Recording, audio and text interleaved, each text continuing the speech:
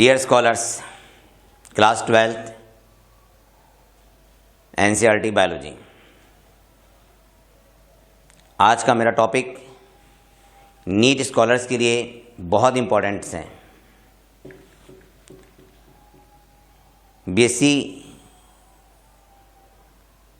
BSc scholars के लिए भी आज का टॉपिक इम्पोर्टेंट है। आप सोच रहे होंगे आज ऐसा कौन सा टॉपिक है। आज मैं वो टॉपिक डिस्कस करने वाला हूं जिसके नाम से भी डर लगता है। वो टॉपिक कौन सा है कि जिसका नाम लिख के भी अगर पेड़ पर लगा दें तो पेड़ सूख जाए। वो टॉपिक है cancer. Cancer is a dreadful disease of the world. Cancer students सबसे ज़्यादा ड्रेडफुल डिजीज़ है, सबसे ज़्यादा लीथल डिजीज़ है। आपको पता होगा कि कैंसर का कोई ट्रीटमेंट भी नहीं होता। अगर किसी आदमी को कैंसर हो जाता है तो कैंसर से कम साइकोलॉजिकली वो इतना डर जाता है कि अपने टाइम से पहले ही मर जाता है। तो आज हम जो डिस्कस करेंगे स्टूडेंट्स, वो टॉपिक है कैंसर।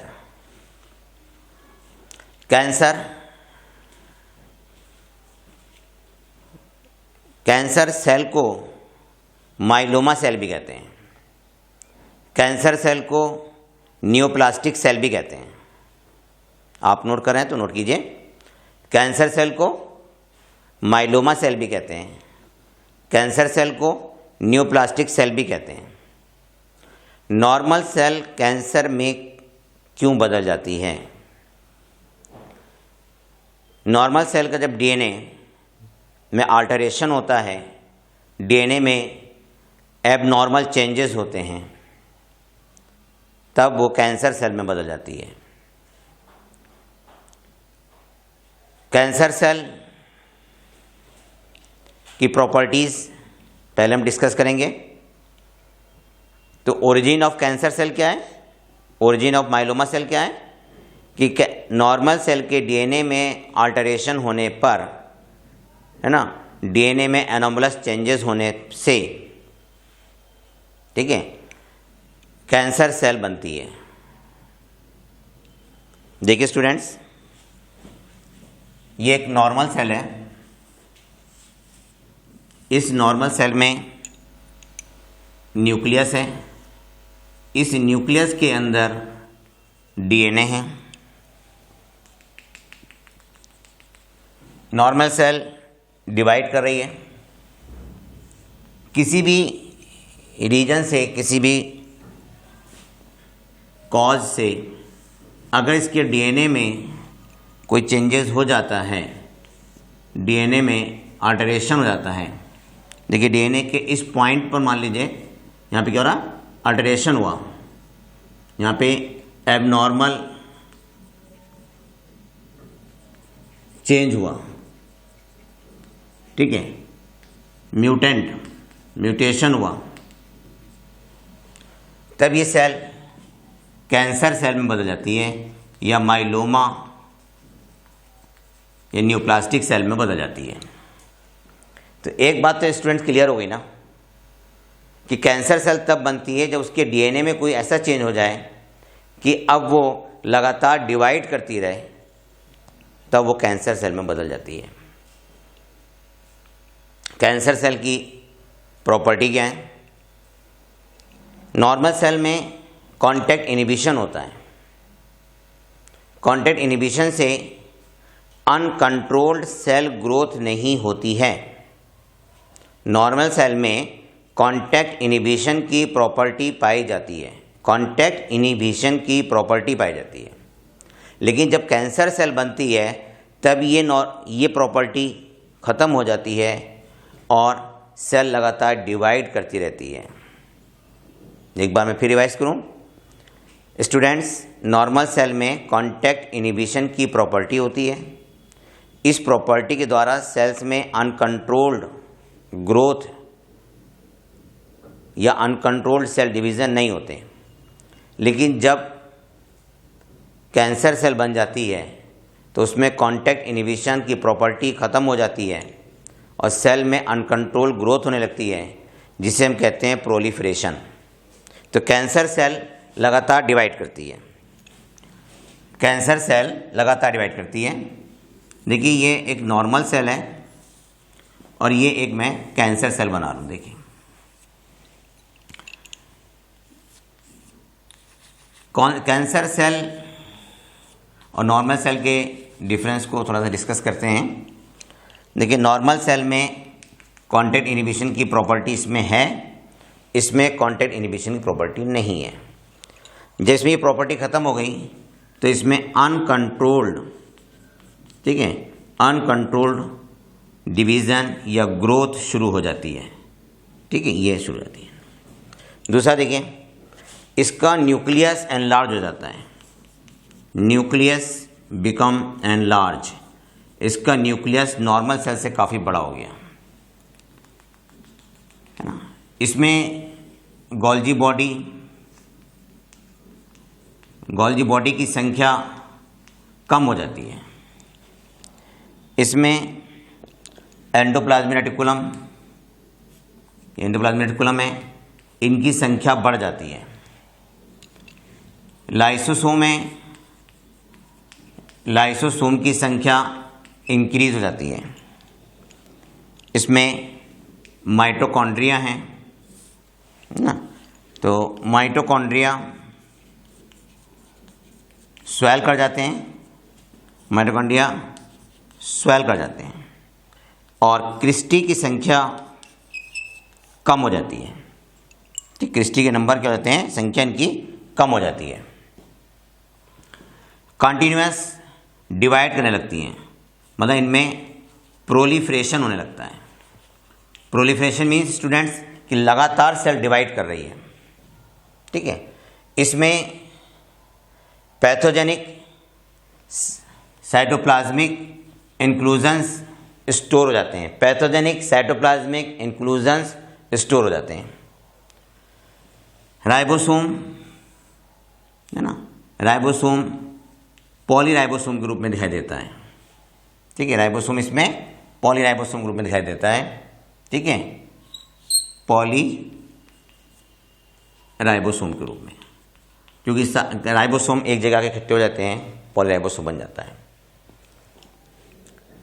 ये कैंसर सेल की प्रॉपर्टी मैंने बताई आपको। एक प्रॉपर्टी आपको और दिखाई दे रही होगी, सेल मेम्ब्रेन इरेगुलर हो गई। इसकी जो सेल मेम्ब्रेन या प्लाज्मा मेम्ब्रेन है, ये मेम्ब्रेन कैसी हो गई, इरेगुलर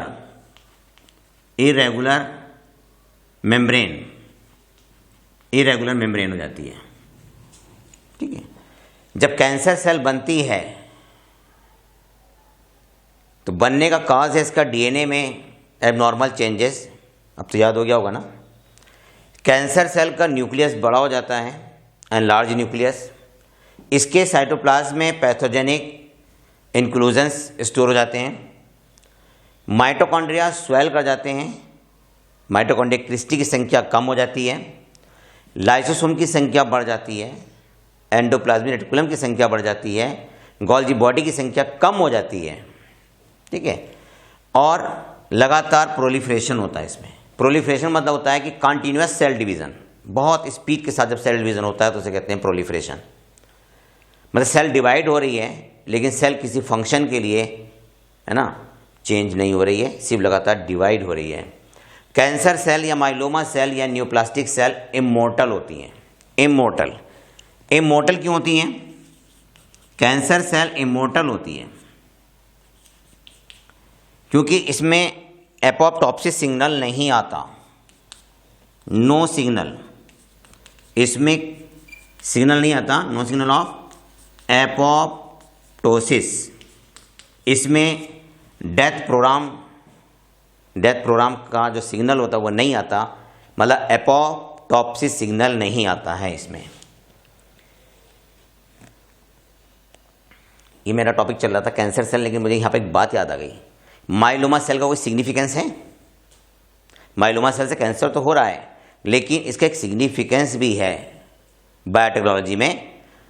मोनोक्लोनल एंटीबॉडीज़ बनाने के लिए हम माइलोमा सेल का यूज़ करते हैं। मोनोक्लोनल एंटीबॉडीज़ बनाने के लिए माइलोमा सेल का यूज़ करते हैं हाइब्रिडोमा टेक्नोलॉजी में। ये मैंने एक अलग से टॉपिक बता दिया आपको। तो कैंसर सेल की प्रॉपर्टी हो गई। कैंसर सेल डिवाइड करके अनडिफरेंशिएटेड मास ऑफ सेल बनाती हैं जिसे हम ट्यूमर बोलते हैं। अनडिफरेंशिएटेड मास ऑफ सेल जिसे क्या बोलते हैं हम? ट्यूमर बोलते हैं। ट्यूमर दो तरह का होता है, एक होता है बेनाइन ट्यूमर और एक होता है malignant tumour. Benign tumour students नुकसान नहीं पहुंचाता है, लेकिन बेनाइन ट्यूमर मैलिग्नेंट ट्यूमर में चेंज हो सकता है। तो एक ट्यूमर हुआ बेनाइन, दूसरा हुआ मैलिग्नेंट। देखिए कैंसर सेल डिवाइड हुई थी, मैं ट्यूमर बना के दिखा रहा हूं आपको। देखिए ये जो डायग्राम बना रहा हूं मैं, ये बेनाइन ट्यूमर का है। बेनाइन ट्यूमर में सेल डिवाइड करके जो कैंसर वो सेल्स जो हैं एक ही जगह पर है सारी, ये हो गया benign tumour. Benign tumour harmful नहीं होता, बेनाइन ट्यूमर हार्मफुल नहीं होता। तो ये कौन सा ट्यूमर है? बेनाइन। ये हो गया बेनाइन ट्यूमर, ठीक है, बेनाइन ट्यूमर। दूसरा होता है मैलिग्नेंट ट्यूमर। देखिए मैलिग्नेंट ट्यूमर में क्या होता है कि इसमें से सेल्स निकलकर दूसरे ऑर्गन्स को स्प्रेड कर जाती हैं। दी कैंसर सेल दूसरे ऑर्गन्स को जाने लगी, ठीक है, इसे कहते हैं मैलिग्नेंट ट्यूमर। स्टूडेंट्स क्लियर हो गया ना? मैलिग्नेंट ट्यूमर में आप देख रहे हैं कि कैंसर सेल, मैलिग्नेंट ट्यूमर की जो सेल्स हैं उनका न्यूक्लियस भी बड़ा है और वो सेल्स दूसरे ऑर्गन्स को माइग्रेट कर रही हैं। कैंसर सेल के माइग्रेशन को हम कहते हैं मेटास्टेसिस, ठीक है। ये हो गया मैलिग्नेंट ट्यूमर।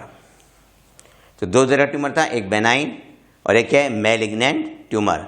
मैलिग्नेंट ट्यूमर क्या शो कर रहा है? मेटास्टेसिस, इसे हम बोलते हैं मेटास्टेसिस, ठीक है। ये मैलिग्नेंट ट्यूमर है। तो मैलिग्नेंट ट्यूमर में कैंसर सेल ट्यूमर से निकल के दूसरे ऑर्गन्स को ट्रांसफ़र होने लगती हैं, ठीक है, और कैंसर सेल का दूसरे ऑर्गन्स में जाना मैलिग्नेंट ट्यूमर कहलाता है। तो ये बेनाइन ट्यूमर हो गया, ये हो गया मैलिग्नेंट ट्यूमर, मैलिग्नेंट ट्यूमर, ठीक है। तो ट्यूमर दो तरह का हुआ स्टूडेंट्स, एक बेनाइन एक मैलिग्नेंट। बेनाइन ट्यूमर की सेल्स एक ही जगह रहती हैं, नॉन कैंसरस हैं, लेकिन जैसी ही कैंसर बदलती हैं तो दूसरे ऑर्गन को ट्रांसफ़र होने लगती हैं। बेनाइन ट्यूमर हमारे लिए हार्मफुल नहीं है, लेकिन बेनाइन ट्यूमर मैलिग्नेंट ट्यूमर में बदल सकता है। मैलिग्नेंट ट्यूमर की सेल्स है ना दूसरे ऑर्गन्स को माइग्रेट करने लगती हैं, जिसे कहते हैं मेटास्टेसिस, और हम ये कहते हैं कि मल्टी ऑर्गन कैंसर हो गया, ठीक है। ये था टाइप्स ऑफ ट्यूमर। अब हम स्टडी करते हैं कि कैंसर कितने टाइप का होता है। Type of cancer. Type of cancer में पहला आता है carcinoma, cancer of the epithelial tissue, और कैंसर ऑफ द स्किन क्या कहलाता है? कार्सिनोमा। लगभग इंडिया में 80% जो कैंसर है, 80% से भी लगभग ज़्यादा ही, वो कार्सिनोमा है। Carcinomas CARCINOMA, carcinoma cancer, cancer of the epithelial tissue. देखिए ब्रेन कैंसर, ठीक है, cervical cancer, gastric cancer, lungs cancer, oral cancer, cervical cancer, breast cancer, colon cancer, सब इसी के एग्जाम्पल हैं। तो कार्सिनोमा कैंसर सबसे ज़्यादा रिपोर्टेड है। कार्सिनोमा कैंसर मतलब जहाँ सॉफ्ट टिश्यू होता है, तो सॉफ्ट टिश्यू का जो कैंसर होता है वो मोस्टली कार्सिनोमा होता है। दूसरा होता है sarcoma. Sarcoma cancer, sarcoma cancer muscles का है, बोन्स का है, मसल्स, बोन और कैंसर ऑफ लिम्फ नोड्स को हम सार्कोमा कहते हैं, है ना। सार्कोमा कैंसर वो कैंसर है जो मिजोडर्मल, जिसकी मिजोडर्म का जो कैंसर होता है उसे कहते हैं सार्कोमा। तो इसमें आते हैं बोन कैंसर, मसल्स का cancer, cancer of lymph nodes. Bone cancer को हम एक नया नाम, अलग से भी नाम देते हैं, ऑस्टियोसार्कोमा भी कह देते हैं, ऑस्टियोसार्कोमा। तीसरा होता है ल्यूकेमिया। ल्यूकेमिया में क्या होता है कि WBC की संख्या बढ़ जाती है। तो देखो स्टूडेंट्स, 3 तरह कैंसर आपने पढ़ा, एक कार्सिनोमा पढ़ा, दूसरा सार्कोमा पढ़ा, तीसरा पढ़ा आपने leukaemia. Leukaemia means blood cancer. Sarcoma में मसल्स का कैंसर है, बोन का कैंसर है और लिम्फ नोड्स का कैंसर है। और कार्सिनोमा में cancer of the epithelial tissue और स्किन कैंसर आता है। जैसे मैंने बताया था आपको, brain cancer, oral cancer, throat cancer, lungs cancer, uterus cancer, है ना, cervical cancer, gastric cancer, colon cancer, ये सब कार्सिनोमा में आते हैं। ब्रेस्ट कैंसर भी इसी में आता है। Next leukopenia. ल्यूकोपेनिया में WBC की संख्या कम हो जाती है, ये भी ब्लड कैंसर है ना। कुछ कैंसर में ल्यूकोपेनिया रिपोर्टेड है, मतलब ल्यूकोपेनिया ब्लड कैंसर है। ल्यूकोपेनिया भी एक प्रकार का ब्लड कैंसर है और इसमें WBC संख्या कम हो जाती है। ये दूसरे कैंसर से रिलेटेड होता है। कुछ टर्म्स और भी हैं, जैसे एडिनोमा। ये एडिनोमा टर्म्स में आता है कैंसर के, कैंसर ऑफ द ग्लैंड्स, ठीक है। Lymphoma, cancer of the lymphatic tissue. Melanoma cancer of the pigment cells. Melanoma cancer of the pigment cells, ठीक है। और lymphoma cancer of the lymphatic tissue, adenoma cancer of the glands. Cancer के cause को carcinogen कहते हैं। तो अब मैं डिस्कस करता हूँ कार्सिनोजन। कार्सिनोजन वो सब्सटेंस हैं जिनसे कैंसर होता है, वो कार्सिनोजेंस कहलाते हैं। तो कैंसर का फैक्टर जेनेटिक भी होता है, जेनेटिक कैंसर स्टूडेंट्स जो ज़्यादातर ओल्ड एज में जो कैंसर होते हैं ना, वो जेनेटिक होते हैं। ओल्ड एज के कैंसर मोस्टली जेनेटिक होते हैं। मैंने ये नहीं कहा 100%, मोस्टली कहा, ठीक है। रेडिएशन, आयोनाइजिंग और नॉन आयोनाइजिंग रेडिएशन से भी कैंसर उत्पन्न हो जाता है। जैसे अल्ट्रावायलेट रेज हैं, गामा रेज हैं, अल्फा रेज हैं, बीटा रेज हैं। तो आयोनाइजिंग और नॉन आयोनाइजिंग रेडिएशन से भी कैंसर होता है। तीसरा होता है केमिकल्स। वो केमिकल जिनसे कैंसर होता है उन्हें कार्सिनोजेंस कहते हैं, है ना। वो केमिकल्स है ना जो कि कैंसर कॉज करते हैं उन्हें हम कार्सिनोजेंस कहते हैं। कुछ केमिकल्स आप नोट कर लें, जैसे आर्सेनिक है। आर्सेनिक से लीवर, लंग्स और स्किन कैंसर होता है।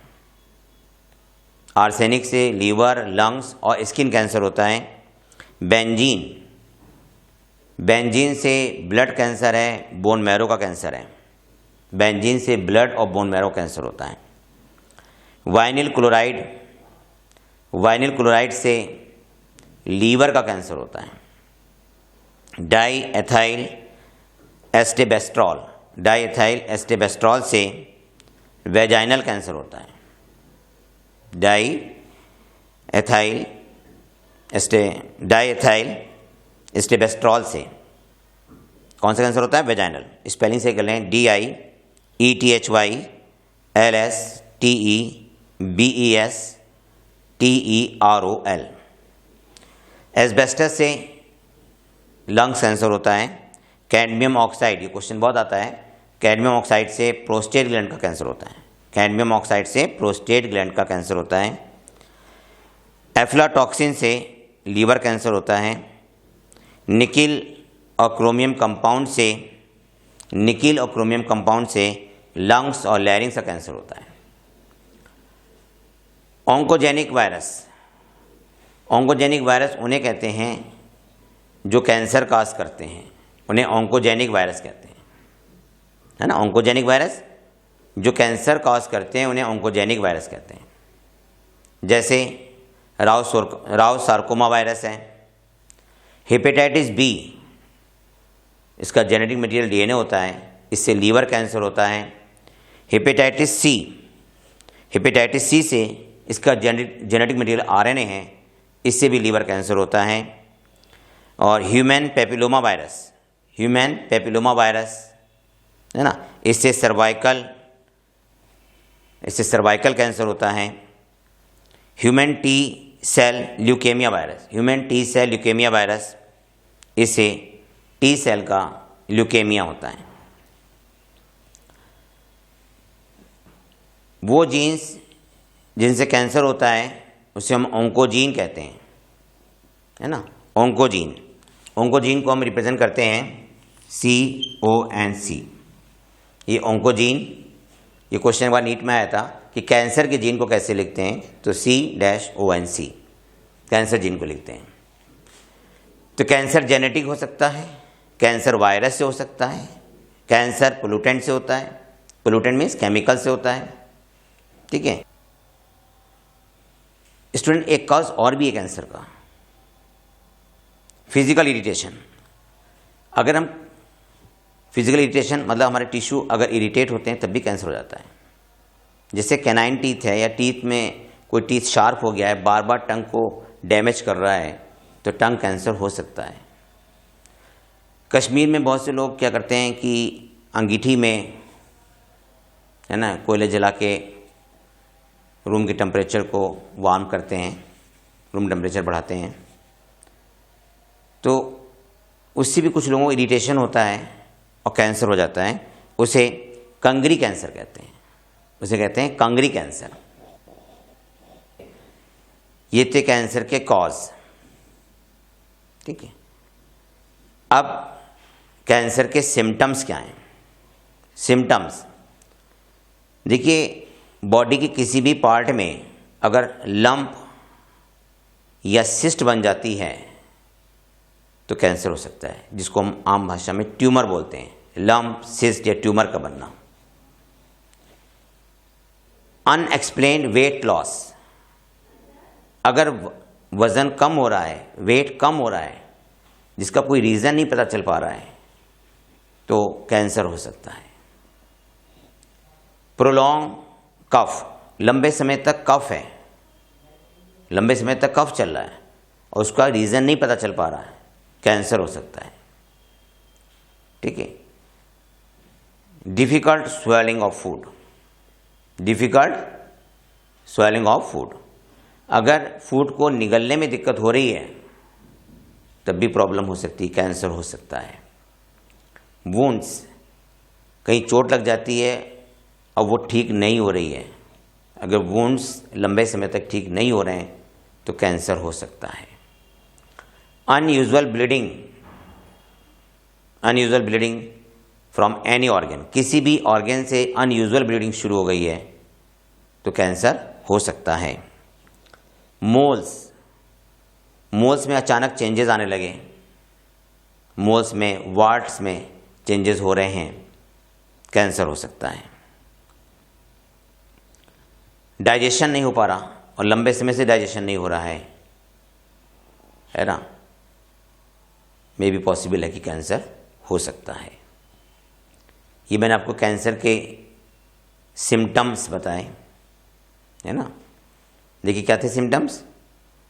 अगर अनएक्सप्लेन्ड वेट लॉस हो रहा है, वेट लॉस तेज़ी से हो रहा है, ठीक है। अनयूजुअल ब्लीडिंग है, किसी भी ऑर्गन से बिना किसी कॉज के ब्लड निकलना शुरू हो जाता है, unusual bleeding from any organs, तो कैंसर हो सकता है। लंप बन जाए, सिस्ट बन जाए, ट्यूमर बन जाए, कैंसर हो सकता है, ठीक है। वुंड्स अगर ठीक नहीं हो रहे हैं, चोट ठीक नहीं हो रही है, कैंसर हो सकता है, ठीक है। लंबे समय तक खांसी है, उसका कोई रीज़न नहीं पता चल पा रहा, कैंसर हो सकता है। फूड को निगलने में दिक्कत हो रही है ना, difficult food swelling, difficult swelling of food. अगर हम भोजन को निगलने में डिफ़िकल्टी आ रही है तो कैंसर हो सकता है।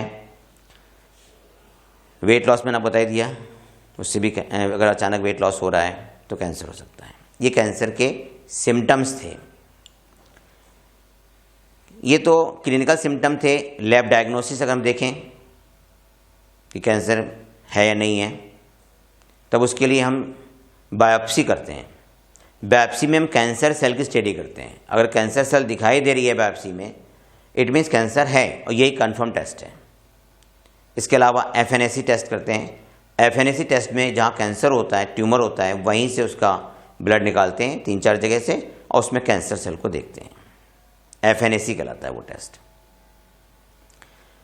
CT स्कैन करते हैं, एक्सरे करके देखते हैं, MRI देखते हैं, और PET positron electron tomography test है ना, भी हम करके देखते हैं कि कैंसर है या नहीं है।